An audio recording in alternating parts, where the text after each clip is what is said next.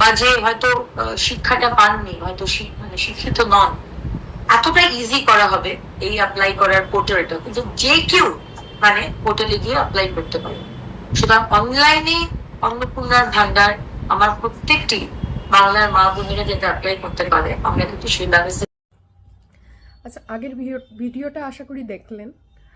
তো আমি জানি না এটা উনি কী করে বলেছিলেন তখন, যে ক্লাস 1 পাস 2 পাস বা অনেকে আছেন যারা হয়তো শিক্ষার সুযোগ পাননি, তারাও এই ফর্মটা ফিল আপ করতে পারবে।